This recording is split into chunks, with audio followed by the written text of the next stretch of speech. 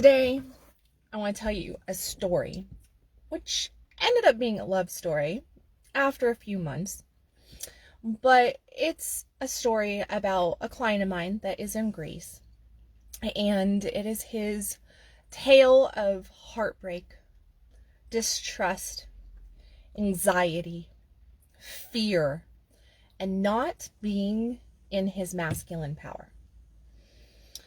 So, this story is about my client Nicholas, who lives in Greece, and he had fallen in love, and the girl that he fell in love with broke his heart by cheating on him.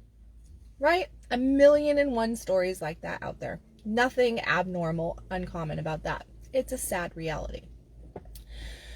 So, needless to say, he broke up with her, and he went for a good year-ish single. Now, Nicholas, he's a young man, and typically I don't work with men in their 20s, but Nicholas is in his 20s. He's in his mid-20s, and he's going to school, and he really wanted a girlfriend, and he thought that he had a wife in his girlfriend that he had. So he spent this year focusing on him, focusing on going to school, and all the while feeling more and more lonely, more and more without a purpose. So much so that he started to question even the career path that he was going to school for. So one day, Nicholas gets online and he does what a lot of people do today. He joins a dating app. And on this dating app, he meets nobody. Absolutely nobody worth anything. And he struggles with that. And it starts to make him think, I'm not good enough. I have nothing to offer. I'm pathetic. And his anxiety grew, his fear grew, his trust in himself, it just crashed. His self-esteem crashed. And then one day, lo and behold, he was playing a video game. And Nicholas was playing this video game, and guess who he met? He met a young woman in Finland. Yes, he met a young woman in Finland, and they started to play a video game together. And they laughed, and they shared, and they connected. And before long, they started to FaceTime. They started to text. They were talking constantly. And his heart went, I'm in love. He sold out to her overnight. And here's the thing. By the time Nicholas got to me, all of this had taken place. And what he came to me for was, he said, I don't want to fuck up again. I don't want to lose the girl again. And he blamed himself 150% for his last girlfriend and all the things that she did in the relationship. He took full responsibility. He said, it's because I didn't pay enough attention to her. It's because I didn't know her love language well enough. It's because, right? And by the time he got to me, that's where he was at. He was not trusting himself and full of disbelief, low self-esteem. So here he is not dating. I guess the modern term for this is they were talking, right? So here they're talking, and she's in Finland, he's in Greece. They're talking every day. They're sharing cute memes. They're sharing jokes. They're sharing intimacies. He's now started doing coaching with me, and he's saying, how do I keep her? How do I let her know how I feel about her? How do I move this, progress it forward? I want her to be my girlfriend. I can really see a future with her. And what did I say? Well, I told him, I said, listen, Nicholas, you need to slow the horses and the cart down. You don't know her. You do not know somebody just because you've done some FaceTime, because you've played some video games, had some good laughter, did a little bit of sexting, talked on the phone for 2 months. You don't know her. He's like, oh no, I know her. We've been extremely vulnerable. We've been extremely close. She's honest. She's truthful. She's into me. Okay. So we did a little bit of work on communication. We learned about love languages. We learned about attachment styles. We did some good awareness work for him. And then one day, the girl in Finland messages him and says, "I'm going to date this guy. He's coming here to visit me from another country. He's coming to visit me, and I'm so excited. I think I'm going to date him. I think he's really a cool guy." And she tells Nicholas, like he's a girlfriend to her, about this amazing man from whatever country he was from and how excited she is about him. And then Nicholas did a coaching call with me, a Zoom with me. And the look of anger and sadness on his face in this moment, because he realized that everything that he thought was not. And he couldn't believe it. He could not believe it. And so I asked him, I said, "Do you see what's happened here?" And he goes, "No. She's into him, she's not into me." And I said, "Nicholas, that's not true. You've allowed yourself to get friend-zoned because you stepped into too much feminine energy with her. You became a girlfriend to her. You became her space to vent, to clear, where you killed the desire. You killed the connection, the chemistry, right? All of that stuff went down because she started to view you as just in the friend zone, and even more so in the girlfriend zone, not even a guy friend, right? I said, what did this guy do over here? You know what he did? He was assertive. He said, "This is what we're doing. Here's where we're going. Here's what I'm wanting. Are you in or not?" He said, "So you're in Finland. I'm coming to you. I'm coming to you." He was willing to go the distance.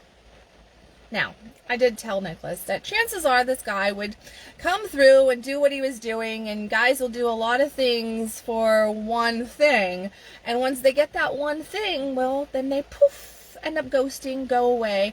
They are no more once they get what they want from the girl, right? So they level up her body count, and they don't care. They got what they wanted, what they were really attracted to, right? And I asked Nicholas, I said, "Is that what you're wanting?" And he said, "No, I want her heart. I want to be there for her. I want to show her that I care. I want to show her that I'm a good man." And I told him, I said, "Well, then you've got to start doing that right now. And how you do that is by leading her. You do that by focusing in and stop just being a doormat to everything." So in other words, state your truth, state your opinion, tell her where you're at, tell her what your vision is, tell her what your goals are, talk about your values, and by gosh, by golly, get on a plane, a train, and an automobile or something and get your butt to Finland.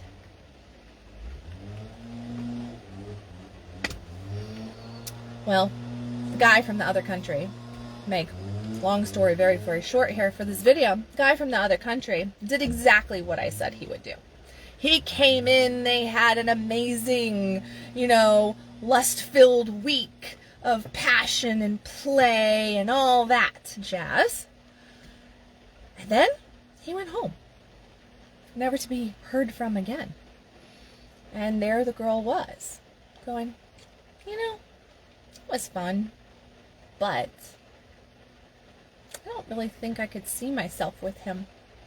So she didn't even care that she got ghosted.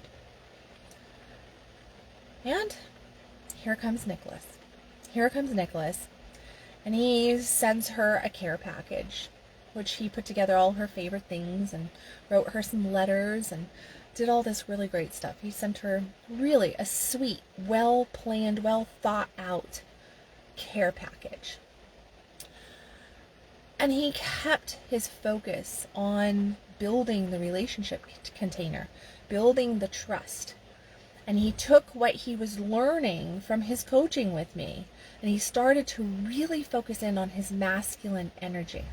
Now, in his coaching calls with me, he was all nerves and jitters and shakes and panic, okay? But he read me some of the stuff that he shared with her. He shared with me some of the conversations.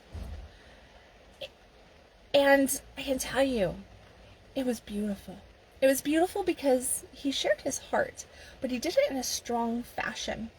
He let her feel where he was at through his words, and then he was guiding her the way a man should guide a woman. He was letting her know that she was the type of girl that could open him up, open his heart up, that he wanted to be there for. And this amazing thing happened. It took about 5 months of conversation, of them connecting. There was a little bit of trial and error that took place, okay? Nothing's perfect, right? There's no magic pill for getting the girl or the relationship or switching gears, having this transformation for any of us. So it took about 5 months. But then one day he told me, and where his hang up was he was scared to death to get on a train, is what it ended up being, and go to her. He told me every excuse under the sun. He said, I don't have the money for it. I don't have the time for it. I've got too many tests. What am I going to do about this? What am I going to do about that? It doesn't fit into her schedule. There's no place for me to stay. I don't want to be, overwhelming to her. I don't want to intrude on her life. All these things. And it took him probably 4 of the 5 months to work through that level of fear and uncertainty. Not in the relationship, not in her, but in his ability to deliver authentic masculine energy and handle the potential rejection that was there. He was scared to death of the rejection. He was scared to death that she was lying to him like the last girl. He was scared to death that she didn't actually feel his heart, that she wasn't really in alignment with his vision. But he found the courage and he went to her. Now remember, he's like, I'm leaving on Thursday. I'm leaving on Thursday and I'll be back the following Wednesday. And we talked through it. And we made plans, and I even helped him plan different things to go and do. He's like, but it's her hometown, and there's probably nothing that she hasn't seen and everything. And he found things. He got very creative, and then he went. And to his surprise, a little bit to my surprise, because in all honesty, I didn't know where this girl was at. I didn't know. She could have just been, not truthful, right? So I was praying for him that was not going to happen. And he went, and they had an amazing week together. Seeing her city the way she never saw her city. Having breakfast in bed, having picnics, talking, snuggling, talking some more, creating goals. And he came back a man, because he learned how he needed to show up for the woman, the young woman that he was pursuing. He learned that this Mr. Nice Guy who just lays down at everything and has no boundaries and is okay with everything out there, because that's what he was doing. He was just like, okay. And he didn't want to state where he was at. He didn't want to state his real opinions. He was scared to actually step into the masculine role and lead. because he went, that's going to come across wrong.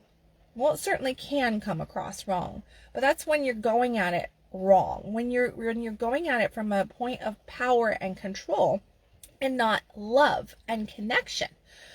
It's the energy that changes everything. Like when we're coming at something from wanting to control it, wanting to dominate it, our energy is going to be so vastly different than when we're coming at it from an open heart space, a space of compassion and love and care, nurturing. That form of leadership, male or female, it's beautiful, it's connective, and it's what we all really truly desire from our partners, from our friends, from our colleagues, our bosses, the world in general. And it's something that we probably all really want to be able to give. And here's the thing. Our world today tells us that a lot of men, that masculine energy is toxic. We don't even know what leadership is. But I can tell you that if more men learned that it's not having an opinion, it's not stating what you want or what your vision is, it's not about having boundaries. Those things don't make you toxic. They can make you toxic if you don't have those things. You're not being a man in integrity, a man that is trustworthy, right? If you don't have those things. I get so tired of hearing people say, I don't really have any boundaries. Like it's a good thing. Boundaries are a good thing. Lack of boundaries is not a good thing. Okay? So what did Nicholas learn? Nicholas learned to state his boundaries. Nicholas learned to state his opinions. Nicholas learned that he needed to speak up more and be truthful and stand in his integrity. And what is integrity? And as I remember telling him this over and over and over again, because he's like, well, I'm a person of my word. I'm like, oh, are you? Are you really a person of your word? Because to be a person of your word, to be in integrity means that your thoughts, your feelings, and the words that are coming out of your mouth and the actions you take all align. Okay? That's what integrity is. We are aligned and we're acting from there. And that's leadership. And that's also a beautiful level of of masculine energy that can be exerted into this world and into relationships. And this is where a woman wants to just soften into a integrity-based man's arms. Okay? And that's, I mean, like we talk about like, oh, men tell me all the time, I want her to surrender to me. Surrender. Well, you're not going to get ownership. This isn't about, that's back to the power and the control. And that's not good, right? But the word surrender, and if we take it almost from a biblical perspective, what does that mean? It means to give oneself willingly, open up to another, right? So I'm going to soften is probably a better way of putting it. I'm softening to this masculine, which means that I can drop down all my need to try to control, to try to problem solve, to try to fix all the things that us women have in today's world, where our roles are all meshed together and everything, and we can't figure out if we're operating from the role of the guy, the girl, the somewhere in between, the whatever, right? No. The true feminine is creative. It is nurturing. It is a soft spirit of compassion and love. And it is there to support her partner in relationship, when we're in relationship. Now, when we're not in relationship, that's a different story, but I'm not talking about that right now, okay? What I'm talking about is a woman in relationship. And that woman in relationship can only access that soft feminine energy and surrender to the masculine if, and only if, he's actually in his masculine energy. He's a man that is trustworthy, in integrity. She knows that she can count on him. She knows that there's no junk floating around, that he's not all over the place. She can trust. Trust. It is the number one component to a successful, happy relationship. And it is the number one component that the majority of relationships do not have. And that is spoken from 2 decades of working with people, singles and couples, because in couples coaching, I will hear, oh, they're my best friend, but I don't trust them here. Some best friends you got there, right? Like, and then in singlehood, I will hear about I just can't trust the men these days. There's no trustworthy men. There's no trustworthy women, right? So we enter relationship with massive trust issues. And what does that do? The end of it, what we're really ultimately dealing with is that we don't trust ourselves, because we're the ones who put ourselves into these relationships. We're the ones who were the fools, right?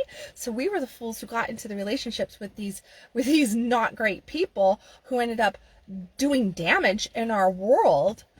And so we don't trust ourselves. And if we don't trust ourselves, then that says that we're out of integrity with ourselves. And if we're not in integrity with ourselves first, well, with source, God, universe, whatever you want to call that, I would say go up, then go to self, and then go out to your world, right? So it really is. It is as above, so below here.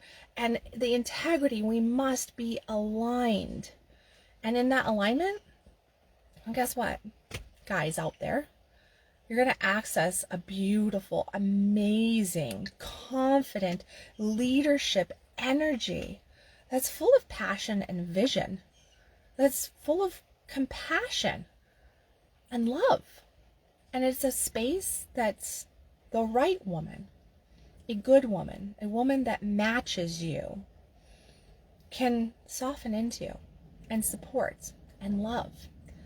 And that's what happened so far for Nicholas and Grace. Now, his story is to be continued because they are young and dumb. They are in their 20s, bless them, but they are 23 and 25, and they've got great distance between them, Finland to Greece, and all that stuff. But so far he's learning well. So far he's doing his work, and he's showing up, from what I can see, very well. And you know what? Even if that relationship doesn't work, it's still a success story for Nicholas. As long as Nicholas takes the lessons that he's learning and keeps that self-awareness and keeps his focus on his personal growth and expansion, as long as he keeps striving to be a better man over the course of his life, it doesn't even matter how many relationships he has, because the success of a relationship should not be based on its longevity. It should be based on the growth that we have as individuals, the things that we learned in the relationship, how we came out of it. If we can learn to foster more forgiveness, for more love, more compassion, more empathy, and more personal awareness and growth. And truly, were we happy for the majority of it? I mean, we're not going to be happy the entire time. There's plenty of times that we don't like our partners. But could we say, I was pretty happy in that relationship. I really have a lot of great memories from that relationship.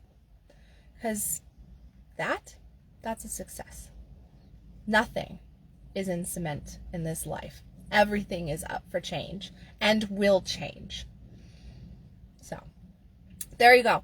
I just thought that I would share Nicholas's tale from Greece with you today, because I think that it's pretty valuable in our world where so many people out there are long distance relationshiping, and I see so many men that I'm working with, and that I see their posts and their comments, and I get emails and all this stuff, and it's disheartening to me to see so many men thinking that they have to make themselves small and be yes ma'am men, thinking that that means that they're a good guy, and they're not being true to who they are. And then they wonder, why am I getting stomped on? Why are women treating me like this? Why are the women that I really would like to be around and potentially, pursue, completely uninterested in me? She must be out of my league. Well, if you're attracted to a strong woman, a woman who is definitely in her feminine energy, who, knows who she is and is speaking her truth and is living boldly, we could say, right? she's got her shit in order, you could, for the most part, right? Well, that woman wants a guy that can match her. She does not want a guy that is going to just say, okay, honey, okay, honey, okay, honey, whatever you want, whatever you want. Yeah, no. We actually all want contenders. We all want somebody that is going to challenge us just a little bit. And it's not challenge us because they think that they're right and we're wrong. It's challenge us to be better, and that they want us to challenge them to be better, because that's what intimate relationship is really, truly all about. Okay, guys, I'll let you go. Please share your thoughts, your comments, your stories. I'd love to hear what you have to say about, Nicholas and the girl from Finland, and about masculine energy in today's world. What do you define as toxic masculine energy? What do you think feminine energy, the depiction of feminine energy is? Is it long hair? Is it makeup? Is it dresses? I mean, what is it, right? And the same goes for like men. Like, there's a lot of big conversation with big feelings, as my kid's therapist would say, big feelings around this topic, right? So what are your feelings? What are your thoughts, your observations? And tell me one thing.